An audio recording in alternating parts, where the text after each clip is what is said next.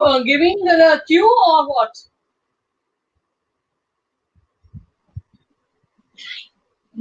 નમસ્કાર.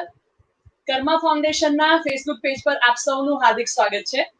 મિત્રો, કોરોનાએ ભલભલાને રડતા કરી દીધા છે અને એમાંય અર્થતંત્રની વાત આવે તો કોઈ જ પ્રશ્નો કે કોઈ પણ જવાબ આપણી પાસે રહ્યા નથી. પરંતુ આપણી સાથે આજે કર્મા ફાઉન્ડેશનના ફેસબુક પેજ પર લાઈવ છે જાણીતા ઇકોનોમિસ્ટ અને થિંકર શ્રી જય હલો હલો હલો આજે આપણી સાથે છે જાણીતા થિંકર અને ઇકોનોમિક્સ જયનારાયણભાઈ વ્યાસ. જયનારાયણભાઈ, આપનું હાર્દિક સ્વાગત છે. નમસ્તે. નમસ્કાર. સૌથી પહેલા બેઝિક પ્રશ્નથી શરૂ કરું કે જેને તે આપણને મળે ત્યારે આપણને કહેતા હોય છે કે ભાઈ જીડીપી ડાઉન થઈ ગયો છે, ભારતની ઇકોનોમી છે એ એળે ગઈ છે.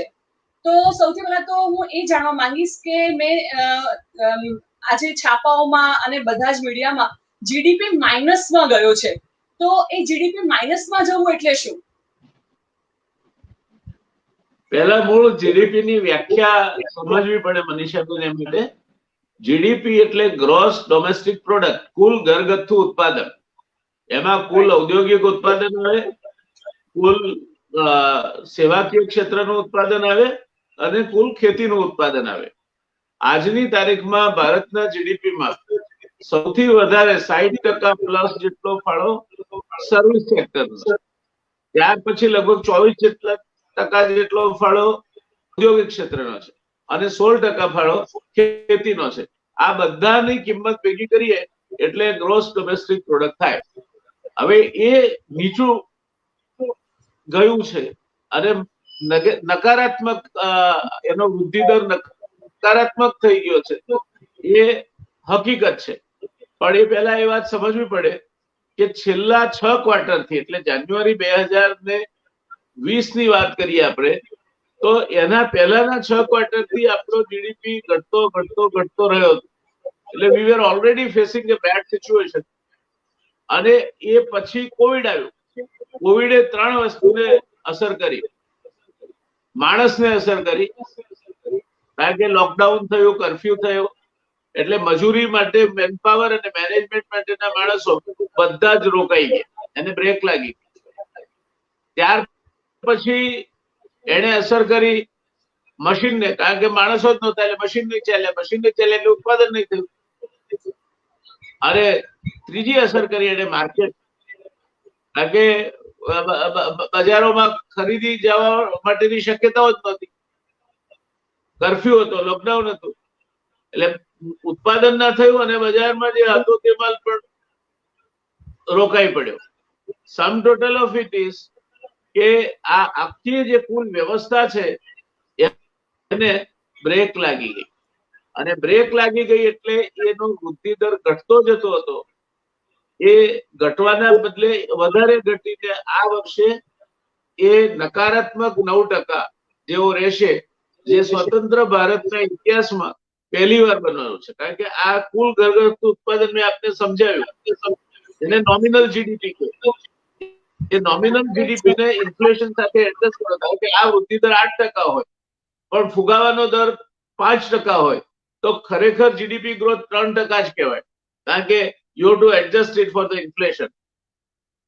ઇતિહાસમાં 4 વખત જીડીપી નો દર નકારાત્મક થયો ભારતના જીડીપી નો, પણ એકેય વખત નોમિનલ જીડીપી એટલે GDP not adjusted for inflation એ નકારાત્મક નથી થયું. આ પહેલી વખત એ નકારાત્મક થયું છે. એટલે ઘા કેટલો ઊંડો છે અર્થવ્યવસ્થા ઉપર એનો તમને ખ્યાલ આવશે. અને આપે કહ્યું કે કેમ માઇનસ ગયું, કેમ સાંભળીએ છીએ એ પ્રમાણે નકારાત્મક વૃદ્ધિ દર રહ્યો, તો એનું કારણ નથી મૂડી કાર્યરત, નથી મશીન કાર્યરત, નથી માણસ કાર્યરત અને નથી માર્કેટ એટલે બજાર કાર્યરત. આ બધાના પૈડા થંભી ગયા હતા, હવે ધીરે ધીરે પૈડા છૂટવા માંડ્યા છે. એમ આ વૃદ્ધિ દરની દશા પણ સુધરશે. અને એના કારણે છેલ્લા 44 વર્ષમાં સૌથી વધુ અનએમ્પ્લોયમેન્ટ એટલે બેરોજગારી આપણને જોવા મળે. આ આખી વ્યવસ્થામાં આજની તારીખમાં આપણે અહીં ઊભા છીએ. બેરોજગારી છે, હજુ બધા કારખાના પરફેક્ટ ચાલુ થયા નથી.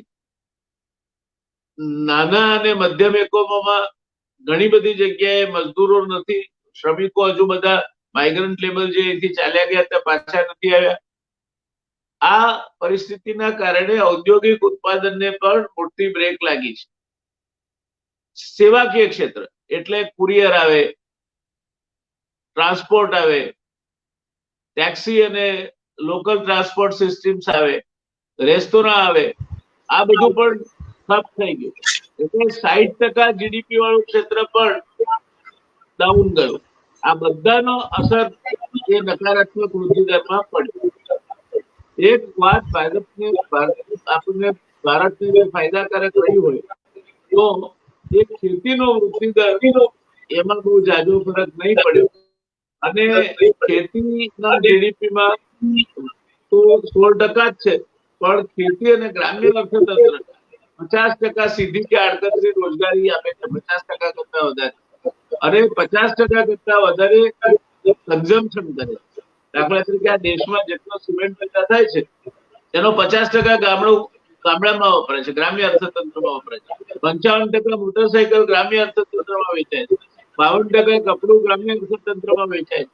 એટલે આ કૃષિ અને ગ્રામ્ય અર્થતંત્ર એ તમારું કન્ઝમ્પશન સેન્ટર પણ છે અને પ્રોડક્શન સેન્ટર પણ છે.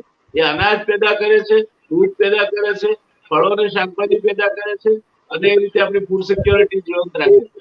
આ બધું કરવા માટે ખૂબ મોટા પાયે નોકરીઓ આપે છે, ખેત મજૂરોમાંથી અને બીજા બધી પ્રવૃત્તિઓમાં.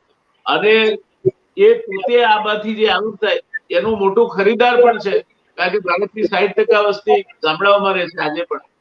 એટલે આ ગ્રામ્ય અર્થવ્યવસ્થાને બહુ અસર નથી થઈ, thanks to last 2 મોન્સૂન્સ which have gone good. Right. Monsoon એટલે કે કુદરતે તો મહેર કરી છે આપણને, પણ હવે જે પાટે આપણું અર્થતંત્ર ગયું છે, હવે એમાંથી બહાર આવવાના રસ્તા કયા હોઈ શકે?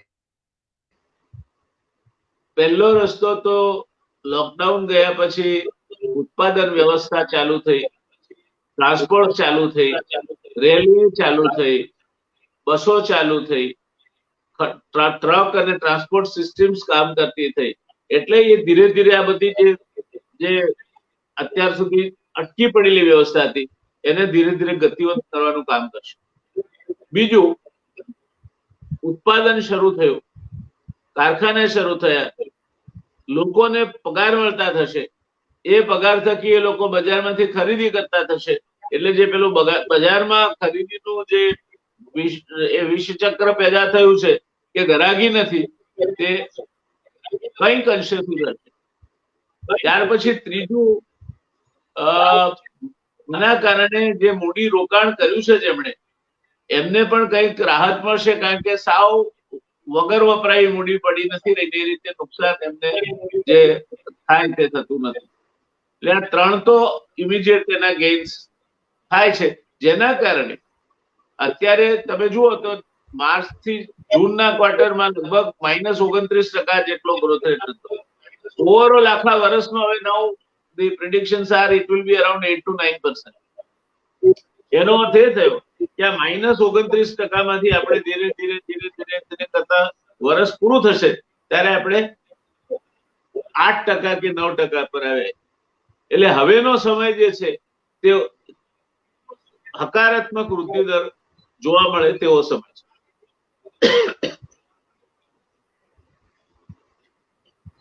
આવનારો સમય દેખીતી રીતે સારો જ હશે, પરંતુ અત્યારની જે સમસ્યા છે, મોટા ભાગે લોકો છે એની આશા છે એ રોટીની હોઈ શકે, કપડાની ને મકાનની હોઈ શકે.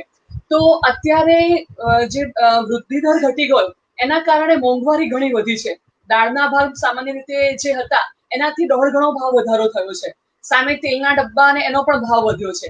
તો એવી જે બધી જે પ્રાઇમરી જરૂરિયાતની વસ્તુ છે, જે દૈનિક જીવનમાં જરૂરિયાતની વસ્તુ છે, તો એ બધી વસ્તુઓનો દર છે એ ક્યારે જઈને એક નિશ્ચિત પોઈન્ટ પર આવશે કે ભાઈ એ વધે પણ નહીં ને ઘટે પણ નહીં, યોગ્ય રહે?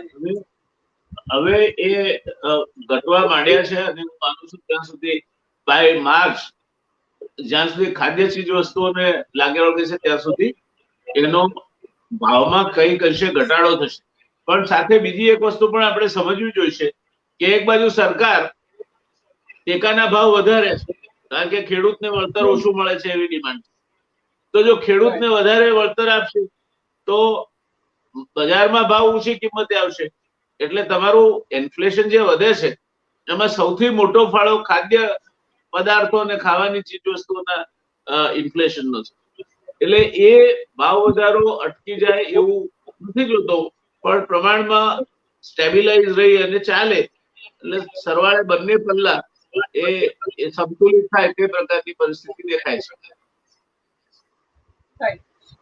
મોટા ભાગે એવું બનતું હોય છે કે જીડીપી જેમ જેમ ડાઉન થાય અથવા તો થયા જ કરતો હોય તો નોકરીની તકો છે એ ઘટતી જ જતી હોય છે.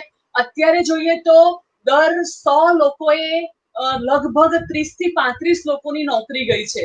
તો એ બધી જે પરિસ્થિતિઓ છે જ્યારે બેઝિક લોકો પાસે નોકરી જ નથી તો એવા અર્થતંત્રને વેગવંતુ કેવી રીતે કરી શકાય? જો ગઈકાલે સીએમઆઈ ના આંકડા આવ્યા છે, centre for monitoring Indian economy.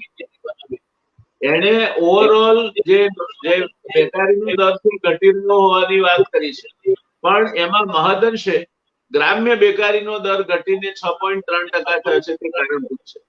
એટલે જે ગ્રામ્ય અર્થતંત્ર છે એમાં વાવણી, લણણી અને એગ્રો પ્રોડક્ટ્સના રિલેટેડ બીજા કામોના કારણે ગ્રામ્ય અર્થવ્યવસ્થામાં બેકારીનો દર ઘટતો જે એક સમયે ડબલ ડિજિટ હતો એ ઘટતો અત્યારે લગભગ 6.3% થયો છે. Centre for monitoring Indian economy કહે છે. શહેરી અર્થવ્યવસ્થામાં સમય લાગશે.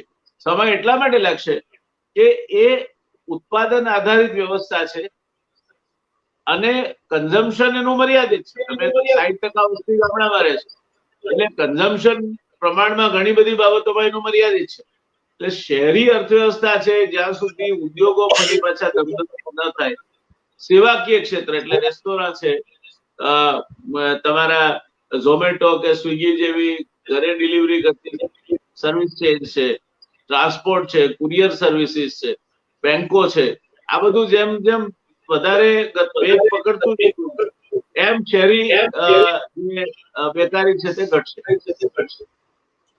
ગ્રામીણ તમે કીધું એ પ્રમાણે ગ્રામીણ રોજગારી વધી છે પરંતુ જે પ્રોડક્શન છે એ કદાચ લીલો દુષ્કાળ કહી શકાય એના કારણે અત્યારે બટાકાનો ભાવ છે એ 60 રૂપિયા કિલો છે અને ડુંગળીનો ભાવ પણ લગભગ એની આસપાસ છે. તો બેઝિક જે વસ્તુઓની જરૂર હોય છે વ્યક્તિઓને, ગ્રામીણ હોય કે શહેરી હોઈ શકે, બેઝિક વસ્તુઓના ભાવ ઘણા બધા વધારે છે. તો એ ભાવ વધારાની સાથે સામે નોકરી એમ્પ્લોયમેન્ટ પણ ઓછું છે. જેમ કે જે સેલ્ફ એમ્પ્લોયડ છે એ લોકોની પરિસ્થિતિ વધારે ખરાબ છે. જે લોકો નોકરી કરે છે તો એ લોકોને તો કપાત પગાર મળે કે પૂરો પગાર મળે, પગાર મળી જ રહ્યો છે. પરંતુ જે નાના ઉદ્યોગો સાથે સંકળાયેલા છે, જે લોકો સર્વિસ પ્રોવાઈડર્સ છે, તો એ લોકોની પરિસ્થિતિ વધારે ખરાબ છે અત્યારની સ્થિતિમાં. તો એવા લોકો માટે આશાનું કિરણ શું હોઈ શકે અને એ લોકો માટે અચ્છે દિન ક્યારે આવશે? પરિસ્થિતિ ખરાબ છે તે વાતનો સ્વીકાર કરવો એ પહેલી વાત. પરિસ્થિતિ ખરાબ છે, ઝડપથી નથી સુધરવાની, એનો સ્વીકાર કરો એ બીજી વાત. અને તેટલા માટે એસેન્શિયલ જે ખર્ચા હોય તે સિવાયના ખર્ચા નહીં કરવા તે ત્રીજી વાત.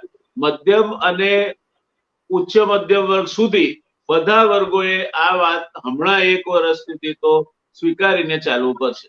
બટાકાની અત્યારે સિઝન નથી, બટાકા માર્ચ મહિનામાં આવે એટલે અત્યારે કોલ્ડ સ્ટોરેજમાં સંગ્રહાયેલો માલ આવે એટલે સ્વાભાવિક રીતે એની કિંમત ઊંચી રહેવાની. ડુંગળીની કિંમત ડુંગળી નિકાસ થતી હતી, એક મિનિટ, ડુંગળી નિકાસ થતી હતી એટલે એની કિંમતો વધી હતી. સરકારે નિકાસ ઉપર પ્રતિબંધ મૂક્યો એટલે કિંમતો ક્રેશ થઈ છે. હવે એમાં બે વિરોધી જેને કહેવાય કે ઇન્ટરેસ્ટ એ એકબીજા સાથે ઘસાય છે.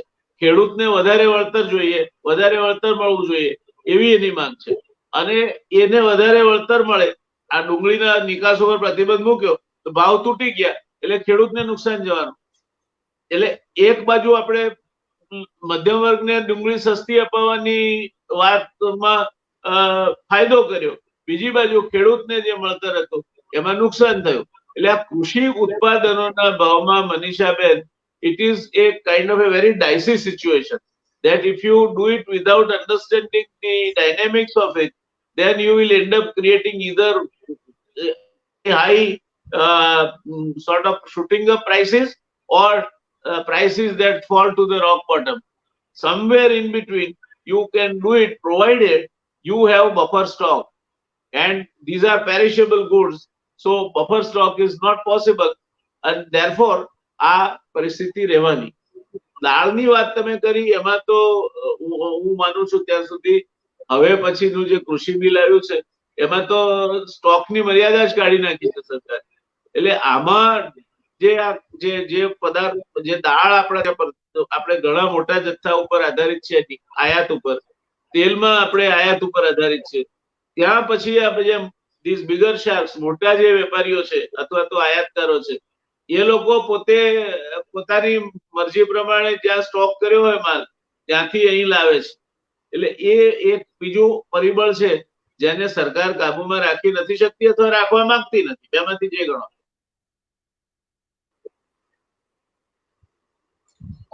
દર્શક મિત્રોને હું વિનંતી કરીશ કે એમને કોઈ પણ પ્રશ્ન હોય, જયનારાયણભાઈ પાસેથી કંઈ પણ માહિતી જાણવા માંગતા હોય, મૂંઝવતા પ્રશ્નો હોય તો તમે મેસેજમાં મૂકી શકો છો અને એ પ્રશ્નનો જવાબ છે હું વાંચીને જયનારાયણભાઈ સુધી પહોંચાડીશ.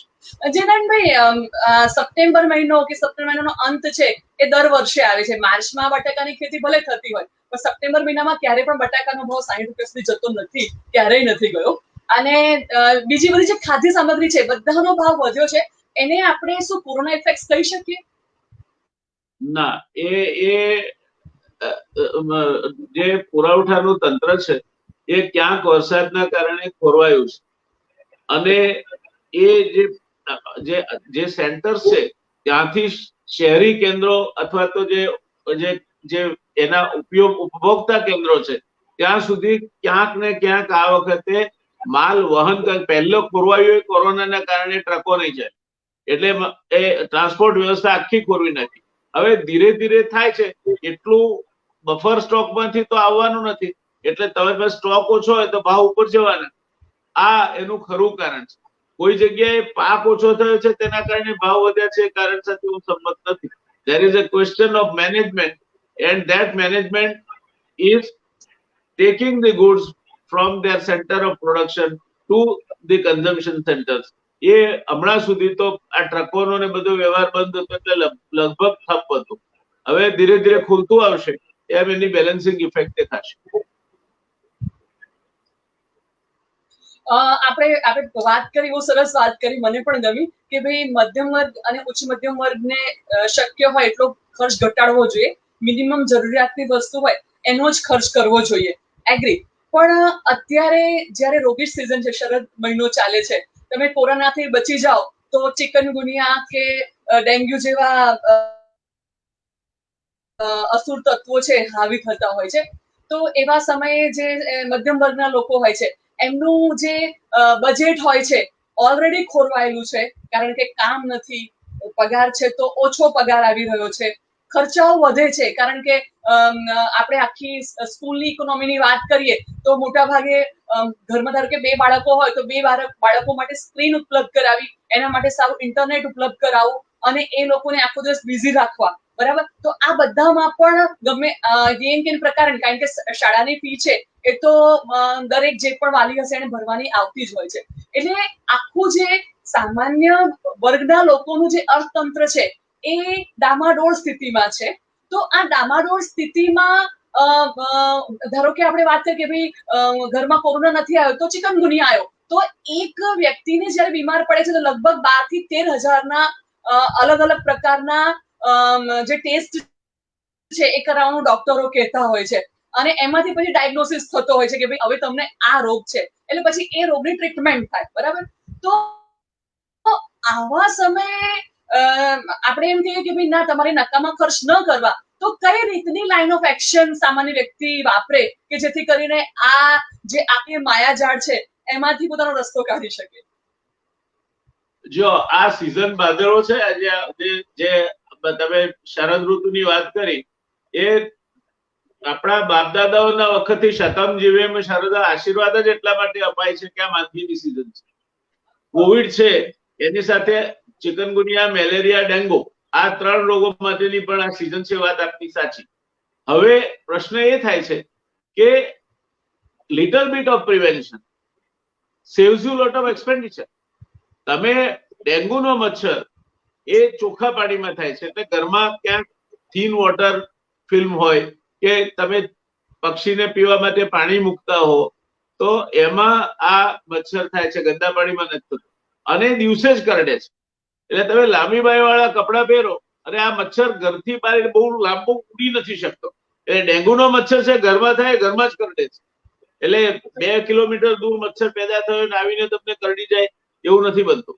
It has limitation. It cannot fly more than 4.5 feet and it cannot fly much longer a distance. એ સ્થિતિ મેલેરિયાની છે. મેલેરિયાનો જે એનોફિલિસ મચ્છર છે એની માદા કરડે તો મેલેરિયા થાય, પણ એ રાત્રે કરડે છે. અને ઉપાય એનો એ જ છે પાછો કે તમે ઘરમાં લીમડાનો ધુમાડો કરો, લાંબી બાયના કપડા પહેરો અને બને ત્યાં સુધી શરીરના અંગો ઉગાડા ન રહે તે રીતે તમે રહો. રાત પસાર કરી દો, સવારે નહીં કરડે મેલેરિયાનો મચ્છર, અને દિવસ પસાર કરી દો, રાતે ડેન્ગ્યુનો મચ્છર નહીં કરડે. બીજું, ચિકનગુનિયા ઉપર કોઈ પણ પ્રકારની એલોપેથિક્સ ની તમારી પેઇન કિલર ઉપયોગી નથી. એલોપેથિકની દવા કરવાથી કાયમી ધોરણે આ પેઇન કિલર જો તમે ખાઓ તો સાંધા જકડાઈ જશે, it will result into arthritis. એની સરખામણીમાં આયુર્વેદના જે ઉકાળા છે જે મફત મળે છે તે બહુ જ અસરકારક છે. પણ આપણા ત્યાં તકલીફ શું છે કે માણસને તાત્કાલિક દર્દ મટાડવું છે. He has no waiting time at all. તરત ખાધું અને દર્દ મટી જવું જોઈએ. હવે એ આયુર્વેદની દવામાં ક્યાંક તમને બાધારૂપ થાય છે. 8-10 દિવસ લાગે પણ એ દર્દ મૂળમાંથી જાય. ચિકનગુનિયા ઉપર આયુર્વેદ જેવી અસરકારક ચિકિત્સા પદ્ધતિ બીજી કોઈ નથી, એટલે એ પણ વાયરલ છે. આ વસ્તુઓને તમે જો આટલા કાળજી લો તો 80% કિસ્સામાં તો તમને રોગ થશે નહીં. બાકી 20%માં થાય તો પછી તમારે એને લગતી દવાઓ લેવી પડે, જેમાં સામાન્ય મેલેરિયાની દવા અથવા તો ડેન્ગ્યુની દવા એટલી કોસ્ટલી નથી. આપણે નીચલા વર્ગની વાત કરીએ, બીપીએલ કાર્ડ ધારકોની વાત કરીએ તો એને સરકારે બધાના એકાઉન્ટ, જેની પાસે બી જનધન ખાતું હતું એને 1500 રૂપિયા છે એના ખાતામાં આપ્યા, દર મહિને આપી રહી છે. અને સાથે સાથે 3 મહિનાનું રાશન પણ આપ્યું અને હજી પણ આપી રહી છે. એટલે જે નીચલા વર્ગના લોકો છે જેની પાસે બીપીએલ કાર્ડ છે એ લોકોનું અર્થતંત્ર ઘણા મોટા સ્થગિત છે કે એ લોકોને કોઈ એપીએલ ને પણ આપે છે. એટલે એપીએલ બીપીએલ પ્રોબ્લેમ અહીંયા સોલ્વ થઈ ગયો. પણ વાત હવે ત્યાં આવે છે કે ધારો કે આજના છાપાઓમાં આપણે જોઈએ તો ગવર્મેન્ટે બધા જ જેટલા પણ મામલતદાર છે એમને કીધું છે કે ભાઈ તમારા ત્યાં કોઈના પણ ત્યાં 4-વ્હીલર હોય, 4-વ્હીલર કાર હોય અને રાશન નો ઉપયોગ કરતા હોય તો તમે અમને જણાવો તો અમે એમના પર એક્શન લઈએ. તો શું કોવિડ કાળમાં આ રીતના એક્શન્સ છે એ અર્થતંત્રને મજબૂત કરી શકે? જો અર્થતંત્રના પ્રશ્ન અર્થતંત્રના છે, અર્થતંત્રના પ્રશ્નો અર્થતંત્રના છે, પણ આપણે મૂળભૂત રીતે બેજવાબદાર અને જેને કહેવાય કે એક લાંચ રૂશ્વત આધારિત વ્યવસ્થા પર અથવા તો કોઈ પણ પ્રકારની ખોટી પ્રેક્ટિસિસ પર આધારિત જનજીવન ન હોઈ શકે. એટલે તમારા ત્યાં કાર હોય અને બીપીએલ કાર્ડ હોય તો somewhere there is something wrong. હવે એ જો આપણે બેજવાબદારપણે કરીએ, ડેમોક્રેસી બીકમ્સ પાસપોર્ટ ફોર મિસબિહેવિંગ, તો તમે જેને ખરેખર મળવા પાત્ર છે એને રોકો છો, ડિપ્રાઈવ કરો છો. તો એમાં આ વસ્તુ ક્યારે કરવી જોઈએ ક્યારે નહીં, હું તો એવું માનું છું સરકારે ઘણા પહેલા કાર્ડ આપતા પહેલા કરવી જોઈતી હતી. અને જેને કાર્ડ આપ્યું હોય એ પહેલું જવાબદાર છે, કારણ કે તેના લોટ ઓફ એની મોટી બધી ગેરરીતિઓ ચાલતી હોય છે. પણ આપણે એવું કેમ માનીએ છીએ, લોકશાહીમાં આપણે એવું માનતા થઈ ગયા છે કે સરકાર કરશે, સરકાર વધુ કરશે, સરકાર મફતમાં કરશે અને આપણે માત્ર આ દેશની વસ્તી વધારવાના કોઈ કામ સિવાય બીજું કોઈ કામ કરવાનું નથી. એવું તો નહીં થાય. એક બાજુ અત્યારે માત્ર આ તો તમે કોવિડ અને કોવિડજન્ય અર્થવ્યવસ્થાની વાત કરો છો, બીજી બાજુ આપણે સરહદો ઉપર અત્યારે ભયંકર ખર્ચો કરવાની પરિસ્થિતિ આવી ગઈ છે, કારણ કે શિયાળામાં ત્યાં સેનાને -25 ડિગ્રી, -30 ડિગ્રી, 45 થી 60 કિલોમીટરના પવનના સુસવાટા વાગતા હોય, ત્યાં એને જીવતા રાખવાના છે લોકો. એટલે આ વખતે જે લશ્કર પાછળનો ખર્ચો છે, ડિફેન્સ પાછળનો ખર્ચો છે, એ પણ સારો એવો વધવાનો છે. એટલે આમાં બધી જ બાબતોમાં ધ્યાન રાખીને, હજુ ત્રીજી તો વાત આપણે કરી જ નથી, બેંકોના હપ્તા ભરવામાંથી મોકૂફી આપી છે સરકારે. ક્યાર સુધી મોકૂફી આપશે? નવેમ્બર સુધી આપશે, ડિસેમ્બર સુધી આપશે, માર્ચ સુધી આપશે. પછી એક દિવસે એ જયારે ભરવાના થશે ત્યારે બધા એનપીએ એક સાથે થશે. એટલે અત્યારે બેંકોના એનપીએ 12.5% છે. રિઝર્વ બેંકના ગવર્નરે કહ્યું કે 3.5 જઈ શકે છે, અને મને લાગે છે ત્યાં સુધી જશે. પેલા જેવા ઉમેરાશે ને એવા બેંકોના એનપીએ સીધા 20% થઈ જશે. None of your banks will be viable. એટલે આ જે આમાં અર્થવ્યવસ્થાના આ પ્રશ્નો છે, અને એ પ્રશ્નો સમજવામાં જે દેશની પ્રજા ભોટ હોય એને સમજવા જ તૈયાર ના હોય, અને માત્ર ને માત્ર રઘુપતિ રાઘવ રાજારામની ધૂન ગાયા કરતા હોય, એ લોકોને એ લોકશાહીને લાયક નથી. એ લોકો they don't understand what is in their interest. How a political party can get away with this kind of stupidities?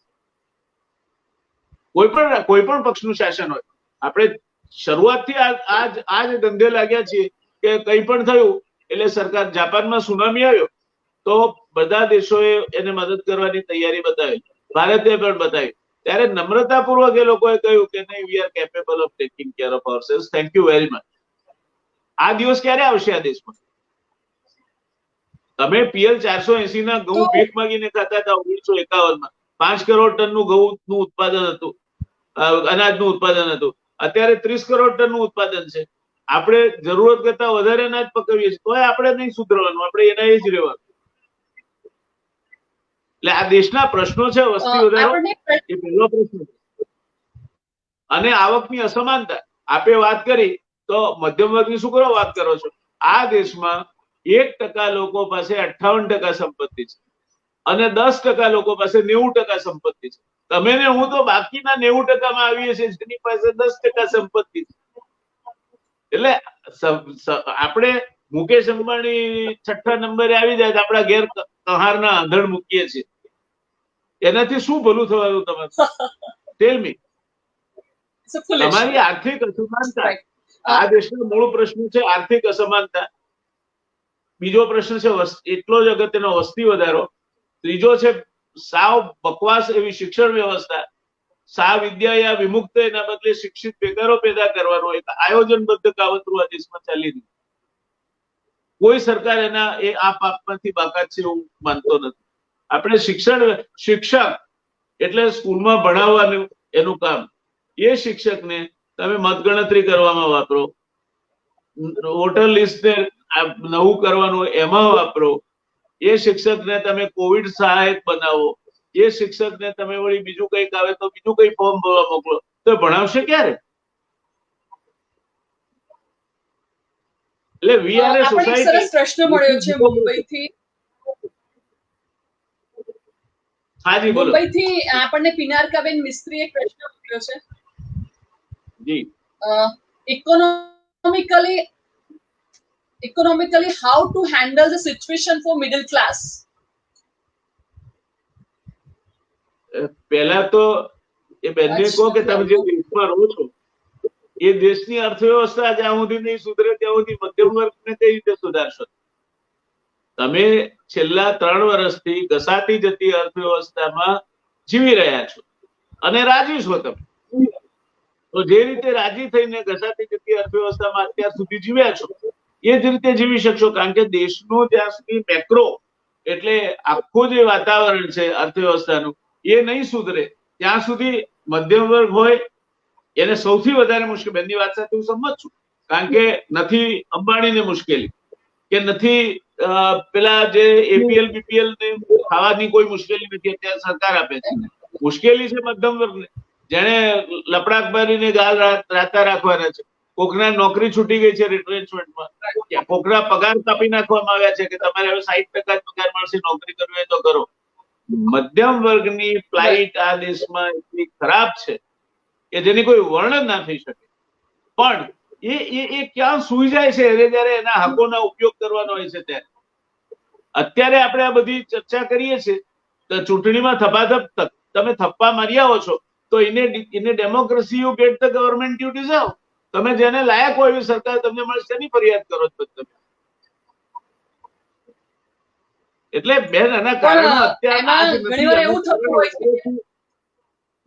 વર્ષોથી જે આપણે પાપો કર્યા છે એ કારણ છે. આજ કે ગઈકાલનું આ કારણ નથી કે આજ કે આવતીકાલે સોલ્વ નથી થવા. આપણે ભારત દેશની કે આપણી બદનસીબ ભારત દેશની બદનસીબી એ છે કે આપણને ક્યારેય કોઈ એવો રાજકીય પક્ષ નથી મળતો કે જે ઇકોનોમિક્સને આગળ લાવવા માટેના ચૂંટણી ઢંઢેરામાં ભલે ઉલ્લેખ કરતા હોય પણ ક્યારેય ચૂંટણીમાં ચૂંટાઈ આવ્યા પછી ક્યારેય પણ એને ફોલો નથી કરતા અથવા તો એને ઉપર લાવવાની કોશિશ નથી કરતા. તો કોશિશ કરે છે તો ઘણા નાના નાના પ્રયત્નો થતા હોય છે. તો આપણે પંક્તિ છે માના કી અંધેરા ઘના હૈ દિયા જલાના કહા મના હૈ. તો બોલો હવે અત્યારે જયારે કોવિડ કાળ ચાલે છે બધાની પાસે ઘણો બધો સમય છે, શું વાપરીએ, કયું વેપન વાપરીએ? આ બધા સ્લોગનોએ જ આ દેશની ગર્દન માર્યો છે. આ બધા સ્લોગનોએ જ આ દેશની બરબાદી કરી છે. આપણે સ્લોગનિયા સંસ્કૃતિ થઈ ગયા છે. મોરારજી દેસાઈ વડાપ્રધાન બન્યા ત્યારે પહેલી વાર પ્લાસ્ટિક સ્ક્રેપના ભાવે ખાંડ તમને મળતી. કેમ ના ઘટાડી શકાય મોંઘવારી? એ જનતા સરકારના 3 વર્ષના ગાળામાં એ લોકોએ કરી બતાવ્યું. It is not that it cannot be done. પણ આપણે એ સમજતા નથી કે એક મોટરસાયકલ, તમારી પાસે મોટર છે, એ મોટરનું એન્જિન છે, મોટરને ચલાવે છે. એ એન્જિન એ સત્તાધારી પક્ષ. એ ધારો કે બંધ પડી જાય તો બહુ જાજુ નુકસાન નહીં થાય. તમે you can always call for another vehicle અથવા તો તમારી વધારે your journey will be postpone. પણ એ 120 કિલોમીટરની ઝડપે ગાડી જતી હોય ત્યારે જો એની બ્રેક ફેલ થાય તો ફેટલ એક્સિડન્ટ થાય. આપણે એમ માનીએ છીએ કે વિરોધ પક્ષ વગર આ દેશ ચાલી શકશે. That is your stupidity if you believe so. તમે બ્રેક વગર વાહન ચલાવવા નીકળ્યા છો તો ફેટલ અકસ્માત થશે. એટલે સબળ વિરોધ પક્ષ એ લોકશાહી માટે પાયાની જરૂરિયાત છે. એ આપણે આ જે ગાંઠપણ આપણને વળગ્યું છે એમાં સમજતા નથી.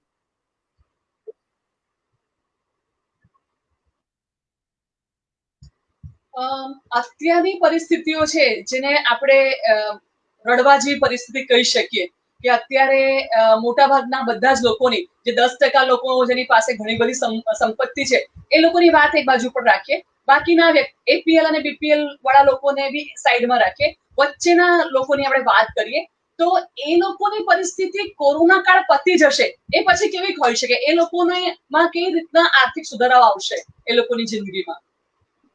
જો એ લોકોએ પહેલા સમજવું પડશે કે હજુ આવનાર 1 વર્ષ તો મુશ્કેલીઓનું જ વીતવાનું છે. તમે આ વર્ષ એટલે કે 2020-21 નું વર્ષ -8% ગ્રોથ રેટથી પસાર કરવાના છે. ત્યાર પછીનું પહેલું ક્વાર્ટર એટલે જૂન 2021 એ જો તમે લેવલ કરી શકો તો યુ વિલ બી લકી. હું નથી માનતો એ પણ નેગેટિવ ગ્રોથ રેટ તરફ જાય તેવું હશે. એ પછીનું સર્કિટ તમારું સુધરવા માંડે તો યુ કેન એક્સપેક્ટ કે જૂન થી માર્ચ 2022 સુધીના ગાળામાં તમે હાશકારો કરી શકો એ પ્રકારની પરિસ્થિતિનું નિર્માણ થશે. જો બીજી કોઈ આપત્તિ ન આવી પડે યુદ્ધ કે એવી તો. રાઈટ. અત્યારની અમુક પરિસ્થિતિમાં ગવર્મેન્ટ છે કોર્પોરેટ ફાર્મિંગ કરી રહી છે, ડાયરેક્ટ ખેડૂતો પાસેથી અનાજ અને બધું ખરીદી રહી છે. એપીએમસી કે એવી બધી જે સહકારી સંસ્થાઓ છે એનો છેદ જ ઉડી જશે એવી વાત સાંભળવા મળી છે. શું આ વસ્તુ શક્ય બનશે? અને બનશે તો ઇકોનોમી શું અસર? એમાં બિલકુલ તથ્ય નથી. મારી આપને ને આપના દર્શક મિત્રોને વિનંતી છે કે આજે રાત્રે જ એક શો હું એન્કર કરવાનો છું 9 વાગે. IIM ના 3 પ્રોફેસરો એ શો પર એમાં ભાગ લેવાના છે. પ્રોફેસર બકુલ દોળકિયા, પ્રોફેસર ગાંધી અને પ્રોફેસર અનિલ ગુપ્તા. આ જે વાત છે કે એપીએમસી નો છેદ ઉડી જશે, એમાં કોઈ તથ્ય નથી. હું એપીએમસી સાથે નજદીકથી સંકળાયેલો છું, એપીએમસી જોતો આવ્યો છું, મારો આ વિષયનો અભ્યાસ છે. એ એપીએમસી બંધ થઈ જશે એવું નથી, પણ ખેડૂતને એનો માલ બહાર વેચવાની પહેલા છૂટ હતી, હવે છૂટ મળશે. આમાં શેષ નહીં ભરવો પડે. પહેલા બહાર વેચતો હતો તો એપીએમસી એને હેરાન કરી શકતી હતી કે તમે વેચો તો શેષ કેમ નથી ભરવો. હવે તો બાકાયદા વેચી શકશે. એટલે ઘણી સારી વાત છે, વેચી શકે તો એમાં કઈ ખોટું નથી. અને એપીએમસી એનાથી બંધ નથી થઈ જવાનું, કારણ કે આ આપણે જે વાત કરીએ કોર્પોરેટ ફાર્મિંગની, મનીષાબેન એ પહેલા સમજવું જોઈએ કે આપણા ત્યાં પ્રશ્ન છે ફ્રેગમેન્ટેશન ઓફ એગ્રીકલ્ચર લેન્ડનો. મિનિસ્ટ્રી ઓફ એગ્રીકલ્ચરનો વિઝન 2030 ડોક્યુમેન્ટ છે, એમાં એવરેજ ફાર્મ સાઇઝ 2030માં 3000 મીટરની છે એવું બતાવ્યું છે. 3000 મીટરની એવરેજ ફાર્મ સાઇઝ એટલે 99% ખેડૂતો એમાં આવી જાય. એમાંથી તમે એવું કેવું ઉત્પાદન કરશો કે જે ઇકોનોમિકલી વાયેબલ હોય? એટલે ખેડૂતને ખેતી સાથે જોડી રાખવો અને એને આ ટેકાના ભાવથી કોઈ એનું ભલું થવાનું નથી. એને એ પોતે જે ઉત્પાદન કરે, જેમ દૂધ ઉત્પાદક પોતાનું દૂધનું ઉત્પાદન કરે છે, પ્રોસેસર પણ એની ડેરી થકી થાય છે, વેચે છે પણ એ ભાવ પણ એ નક્કી કરે છે અને એના આવતો નફો પણ એ વેચે છે. આ જ પદ્ધતિ જ્યારે તમે ખેડૂતો માટે દાખલ કરશો ત્યારે ખેડૂતને કોઈ મુશ્કેલી નહીં પડે. જો આઈટીસી આટો વેચી શકતી હોય તો ખેડૂત અમૂલ બ્રાન્ડનો આટો શુક્રવાર ના વેચી શકે, રવો શુક્રવાર ના વેચી શકે, મેદો શુક્રવાર ના વેચી શકે. પાટણમાં ગાજર સિઝનમાં 5 રૂપિયા 20 કિલો વેચાય છે 10 દાડા માટે, તો એ ખેડૂતની સહકારી મંડળી ખરીદીને એનો હાઇજીનિકલી એસેપ્ટિક પેકેજિંગ કરીને કેમ 5 સ્ટાર હોટલને સલાડ તરીકે સપ્લાય ના કરી શકે? These are the issues. એટલે તમારે out of the box think કરવું પડશે. તમે આ ચીલાચાલુ વિચારધારામાં ચાલશો તો કઈ થશે નહીં. ખેતર નાનું નાનું થતું જાય છે. હા, ખેતર કારણ કે નોન એગ્રીકલ્ચર લેન્ડની વાત કરીએ તો છેલ્લા ધારો કે હું મારી સોસાયટીની વાત કરું તો આસપાસ 10 વર્ષ પહેલા છે એ લગભગ મારી આસપાસ 10 થી વધારે ખેતરો હતા અને છેલ્લા 10 વર્ષમાં એક પણ ખેતર નથી. તો નોન એગ્રીકલ્ચર લેન્ડ તમને શહેરી લોકોને દેખાતો દાખલો છે. ભારતની 30% વસ્તી તમારા જેવી છે, 70% ગામડામાં રહે છે અને ત્યાં ખેતર એ ખેતી માટે વપરાય છે. તો શહેરો થશે તો જમીન તો વપરાની, પણ એ કુલ દેશની 5 થી 7% જમીન ઉદ્યોગો વાપરે છે, 5 થી 7% જમીન અર્બન ડેવલપમેન્ટ માટે વપરાય છે. તો થવાનું આખા દુનિયામાં થાય છે.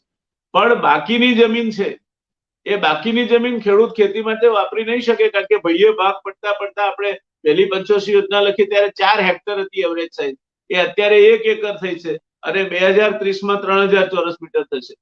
એટલે ખેડૂતની જમીન, તમે આ સોસાયટીના એગ્રીકલ્ચર એની વાત કરો છો, આ ભાગ પડવાના કારણે ખેતરોની વચ્ચે જે કાટ ટ્રેક રાખવો પડે, એના પાળા બાંધવા પડે, વાડ કરવી પડે, આ બધાના કારણે 45% એગ્રીકલ્ચર લેન્ડ આ નોન યુઝેબલ લેન્ડ તરીકે અત્યારે આ દેશમાં વપરાય. એટલે આ આખી પોલિસી તમારે નવેસરથી વિચારવી જોઈએ.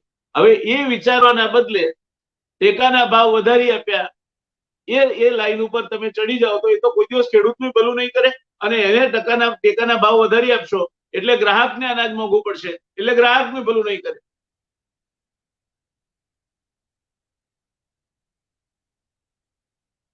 મનીષાબેન,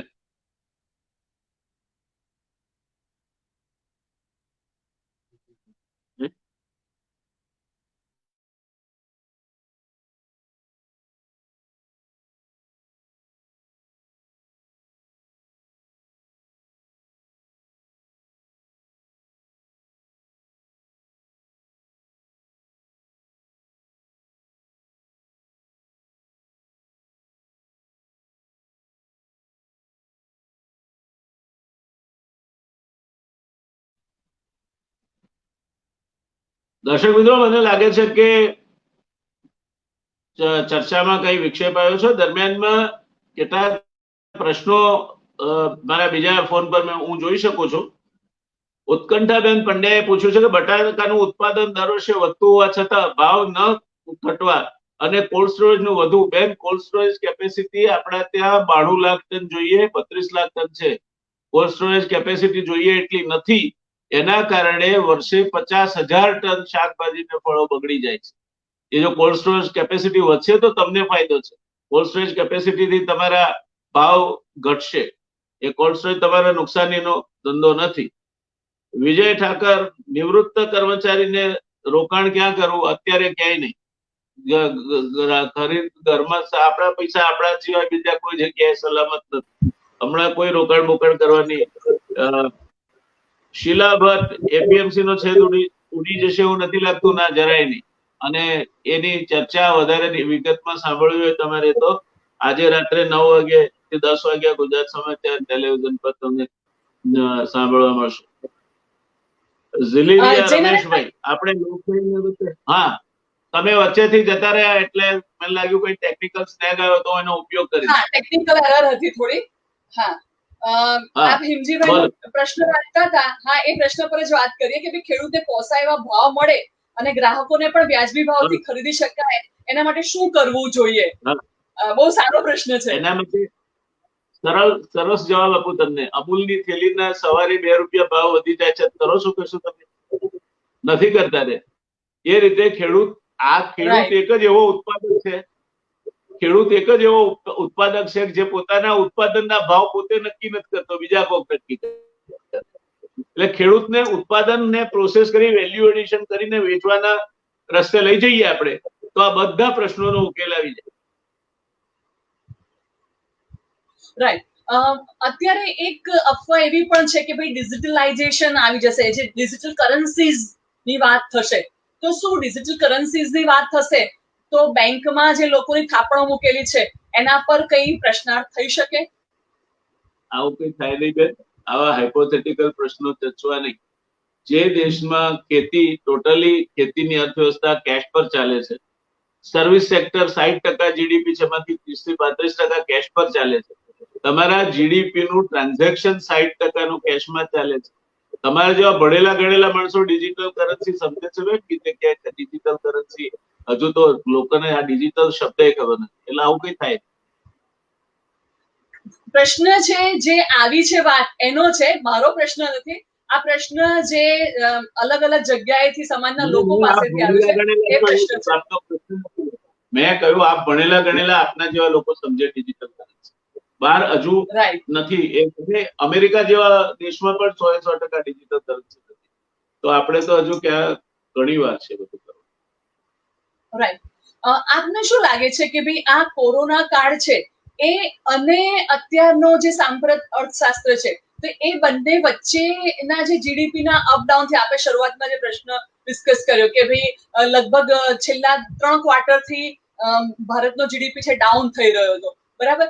તો એ એટલે 3 ક્વાર્ટર ને છોડી દઈએ અને પછીની વાત કરીએ, અરાઉન્ડ માર્ચ નો ફર્સ્ટ વીક થી માંડીને અત્યાર સુધી 6 મહિનાની વાત કરીએ તો એ 6 મહિના રિયમ્બસ કેટલા સમયમાં થશે? એટલે ટૂંકમાં લોકોએ ધીરજ ક્યાં સુધી રાખવાની છે? તમે પહેલા એ 6 મહિના કઈ રીતે આવ્યા એ સમજી લો એટલે તમને જવાબ મળી જશે. કોરોનાનો પહેલો કેસ 30મી જાન્યુઆરીએ કેરાલામાં આવ્યો. ત્યારથી શરૂ કરીએ તો પહેલા 10 લાખ કેસ 137 દિવસમાં આવ્યા. 10 થી 20 લાખે પહોંચતા એટલે બીજા 10 લાખ કેસ 21 દિવસમાં આવ્યા. 20 થી 30 લાખે પહોંચતા ત્રીજા 10 લાખ કેસ 16 દિવસમાં આવ્યા. 40 લાખે પહોંચતા 13 દિવસ લાગ્યા. 50 લાખે પહોંચતા 11 દિવસ લાગ્યા. અને હજુ વધારે કોમ્યુનિટી સ્પ્રેડમાં કોરોના જઈ રહ્યો છે. So corona is not going to go away. રસી આવવાની નથી હમણાં. કેટલાક માણસો એવું માનતા હતા 15મી ઓગસ્ટે રસી આવી જશે. હવે કેટલાક એમ માને છે 26મી જાન્યુઆરી આવી જશે. આ કઈ થવાનું નથી. એટલે હજુ આપણે આ કોરોનાના સંકટમાંથી મનીષાબેન બહાર નથી નીકળ્યા. હજુ we are creating 1 lakh cases every day right now. It could go up to 1.5 lakh cases every day. એટલે આપણે હજુ આ સંકટમાં છીએ અને એ સંકટમાં છીએ માટે અર્થવ્યવસ્થાને એના ચક્કાજામ આડે કરી નાખ્યા છે એ વાત સ્વીકારવી પડશે. અને એટલે તાત્કાલિક આપણે આનો ટાઇફોઇડનો દર્દી હોય એ સાજો થાય તો એને ધીરે ધીરે પહેલા મગનું પાણી આપે, પછી થોડો હળવો ખોરાક આપે, પછી ધીરે ધીરે એ ખીચડી કે એવું કંઈ ખાતો થાય, પછી એકાદો ફુલકો ખાતો થાય. It takes 6 months time for rehabilitation. એમ આ તો હજુ પીક જ નથી આવી, તો એનું રિહેબિલિટેશન કઈ રીતે થશે, કેટલો સમય લાગશે? I think I will answer this question the day we reach the peak and we start the decline. હજુ તો બીજી સ્પાઇક આવવાની વાત ચાલે છે, જે યુરોપમાં ને બધે ઓલરેડી આવી છે, અને લોકડાઉન ની વાત ત્યાં એ લોકોએ અમલમાં મૂકી છે. If you have a second spike, it will be very very severe, અને એ થાય તો આ અર્થવ્યવસ્થા જે ડગુમગુ ચાલે છે એને બહુ મોટો બ્લો વાગશે. પણ હજુ આપણે એ પણ પ્રિડિક્શન નથી કરવું અત્યારે. let us reach a stage where at least you reach a stabilization, if not decline. Then you can sort of hazard a guess કે ક્યાં સુધી આ ચાલશે. આપની વાત પરથી હું સામાન્ય જનતાઓના પ્રશ્નોની વાત લઈને આવી હતી, માટે સામાન્ય જનતાઓને માત્ર એટલી હૈયાધારણ આપીશ કે ધીરજ રાખો, શાંતિથી જે દિવસો પસાર થાય છે એને એની રીતે પસાર થવા દો, અને શક્ય એટલા સાહેબે કીધું એ પ્રમાણે ખર્ચ ઓછા કરીને જિંદગીને સ્ટેબલ કરવાની કોશિશ કરો. એક ઉમેરું નાનું, પછી કન્ક્લુડ, કે જેટલું બને એટલો વધારે એસએમએસ કરો. એસએમએસ એટલે મોબાઈલ ઉપર નહીં, એસ એટલે સેનિટેશન, એમ એટલે માસ્ક, અને બીજો એસ એટલે સોશિયલ ડિસ્ટન્સિંગ. તમે અત્યારે આ માસ્ક, સોશિયલ ડિસ્ટન્સિંગ અને સેનિટેશન સિવાય કોઈ રસ્તો નથી કોરોનાનો. આજની તારીખમાં કોરોનાને ટ્રીટ કરવા પણ જે દવાઓ વપરાય છે એ 100% નીવડેલી એક પણ દવા નથી. તમે ટોસિલિઝુમેબ કહો કે ફેવિપિરાવિર કહો કે બીજી કોઈ દવા કહો, there is no medicine. એટલે તમારી પાસે આ રસ્તો છે, અપનાવો તો ખર્ચામાંથી બચી જશો. Social distancing, mask and sanitation. દર 2 કલાકે હાથ ધો, સાબુથી, સાદો સાબુ ચાલશે, ફીણ વળવું જોઈએ, 10 સેકન્ડ ફીણ રહેવું જોઈએ. ખૂબ જ સરસ વાત કરી આપે. આપ અહીંયા કર્મ ફાઉન્ડેશનના પેજ પર આવ્યા, પ્રિયાંશીબેન અને ચિરંજીવભાઈ પટેલ વતી પણ હું આપનો આભાર માનું છું, અમારા દર્શકો વતી પણ આભાર માનું છું. Thank you so much. ફરીથી મળીશું કર્મ ફાઉન્ડેશનમાં. Nicely conducted discussion and thank you so much. Thanks. Namaste.